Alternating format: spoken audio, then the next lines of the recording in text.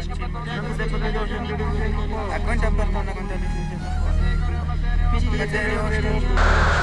has all the extraordinarily well-coordinated and devastating terrorist attack.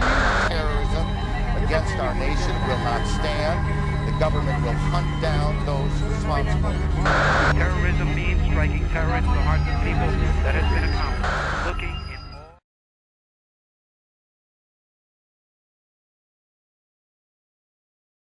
And now we present a short video of the history of the theater of the absurd.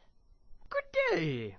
I am Professor A. Penguin, and today I've prepared several serious... Hey, Professor, can I ask you a question? Yes, you may ask me about anything you like. What's absurd? For starters, your ridiculous little bow is rather absurd. But if you mean the avant-garde theater movement, then I shall educate you. What's so bad about my little bow? To begin, we must go back in time to post-war Europe. After being torn apart by 2 world wars, the first one and the second one, Europeans in particular were asking themselves, why? That is the point of it all. Is there a God? What is the meaning of life? Da, and what is my Vaterschung? Whoa, that sounds pretty intense. Yes, it was. While people struggled with questions, the arts attempted to supply answers. Then came the absurdists. Beckett, Ionesco, Jean Genet, and the rest, like Arthur Asimov. and Jean Tardieu. Coming from places like Romania, Russia, and Ireland, the artists began writing plays after emigrating to France. Why France? Pourquoi? Pourquoi pas? Bonjour la mime. What were the plays about? Nothing. Nothing? Well, not nothing. Let me explain. The absurd is that which is devoid of purpose. Cut off from his religious, metaphysical, and transcendental roots, man is lost.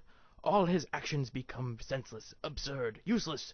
It is an existential belief in the senselessness of life, and the inevitable devaluation of ideals, purity, and purpose. What the heck does that mean? Well, it means we are living in a world that doesn't make a lot of sense.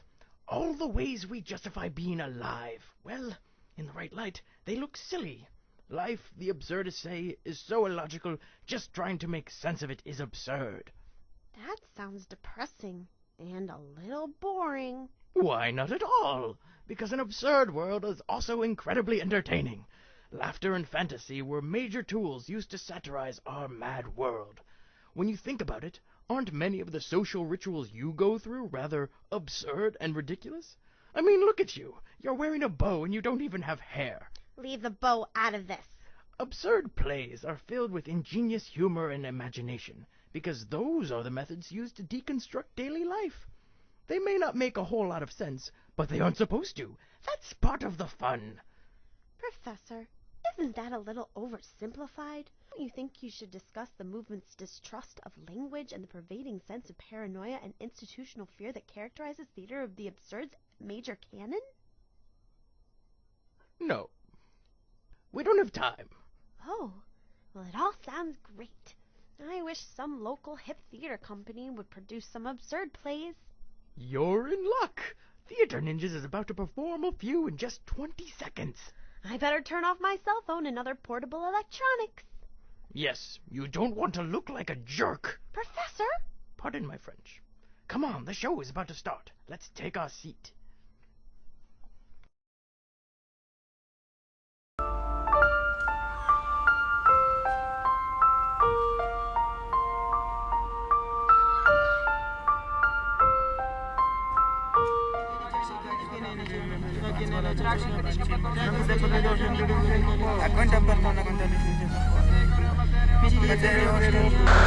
This has all the extraordinarily well-coordinated and devastating terrorist attack. Terrorism against our nation will not stand. The government will hunt down those responsible. Terrorism means striking terror into the hearts of people.